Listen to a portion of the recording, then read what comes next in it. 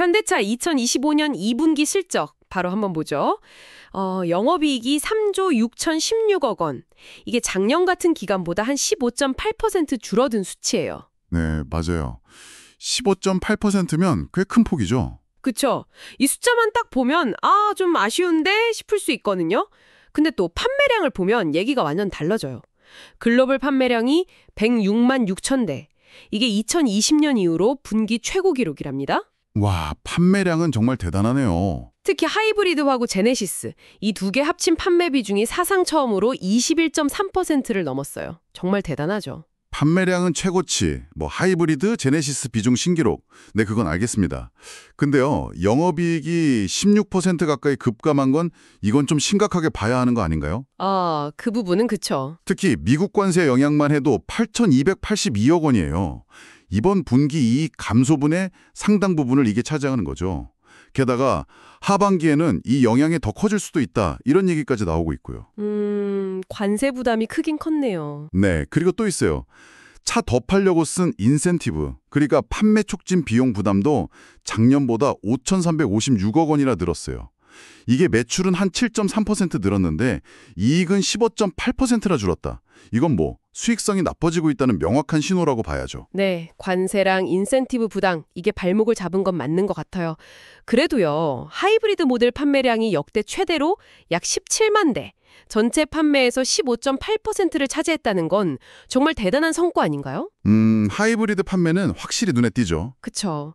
신형 팰리세이드 하이브리드도 반응이 좋아서 2분기에만 1만 5천 대가 팔렸다고 하고요. 친환경차 전체로 보면 판매량이 작년 동기 대비 무려 36.4%나 늘었어요. 36.4%요?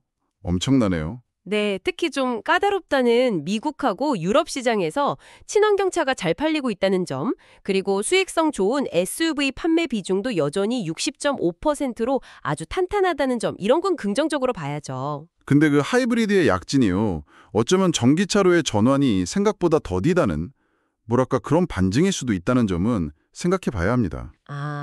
전기차 대신 하이브리드를 산다. 그렇죠. 그리고 핵심 시장인 미국에서는 하반기에 정책이 어떻게 바뀔지 몰라서 전기차 판매 목표 달성이 좀 불확실해지고 있고요. 유럽 시장 선전도 사실은 연비 규제에 맞추려고 좀 전략적으로 판매 비중을 확대한 측면이 강하거든요. 결국엔 이 핵심 시장에서의 불확실성, 이게 너무 크다는 게 좀 걱정됩니다. 물론 관세 영향이 예상보다 컸던 건 사실이죠. 하지만 현대차가 그냥 손 놓고 있는 건 아니에요. 재료비나 가공비 절감 노력은 이제 3분기부터 효과가 좀 보일 거라고 하고요. 네, 그런 노력은 하고 있겠죠. 그리고 부품 공급처를 좀 다변화하려고 TF, 그러니까 특별 전담팀도 만들어서 이미 가동 중이라고 합니다. 이런 노력 덕분에 관세 충격에도 불구하고 시장 예상치보다는 조금은 나은 3조 6천억 원의 영업이익을 기록했다는 점은 그래도 긍정적으로 평가해야 하지 않을까요? 시장 예상치보다는 나았다. 네. 그리고 금융자 회사인 현대캐피탈 아메리카, HCA 실적이 아주 좋았어요. 영업이익이 작년보다 26.9%나 늘었거든요.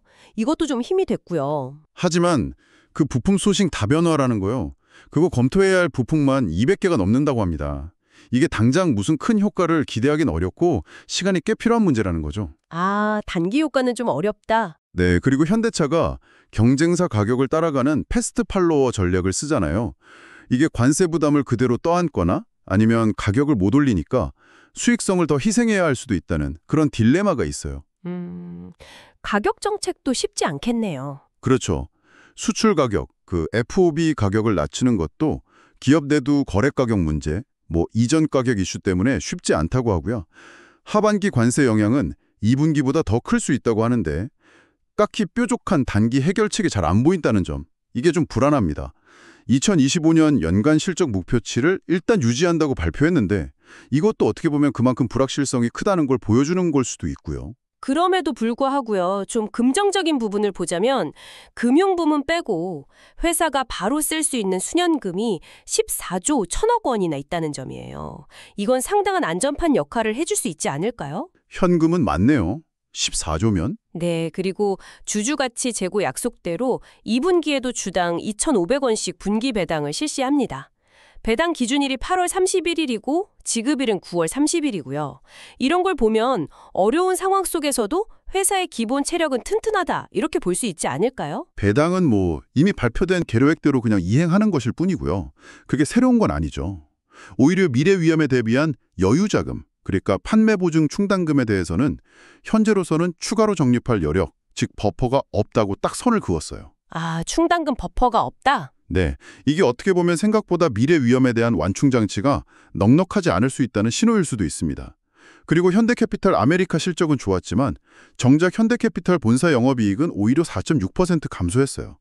금융부문 전체로 보면 마냥 좋다고만 하기도 좀 애매하죠. 네, 정리해보면 현대차가 미국 관세라는 예상치 못한 큰 파도를 만난 건 분명하지만 그래도 잘 나가는 하이브리드와 제네시스라는 아주 든든한 엔진을 가지고 있다는 점은 확실한 것 같습니다. 특히 친환경차 시장에서 이렇게 빠르게 성장하는 모습은 위기 속에서도 미래를 좀 기대하게 만드는 요인이라고 생각해요. 하지만 이 거대한 관세 장벽하고 시장 불확실성 앞에서 하이브리드와 제네시스만으로는 좀 한계가 있을 수 있습니다. 단기적인 비용 절감 효과는 아무래도 제한적일 수밖에 없고 근본적인 해결책을 마련하기까지는 시간이 꽤 걸릴 텐데요.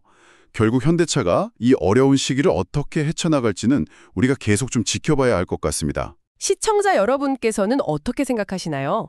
현대차가 이 단기적인 관세 충격을 흡수하고 또 중장기적인 경쟁 우위를 확보하기 위해서 지금 나오는 이런 대응 방안들 외에 혹시 완송차 현지 생산 확대라는 카드, 이거 실제로 그리고 얼마나 빨리 꺼내들게 될 거라고 보시나요? 이 결정이 앞으로 현대차의 미래 수익성이나 글로벌 전략에 어떤 영향을 미칠지 한번 같이 고민해 보시면 좋겠습니다.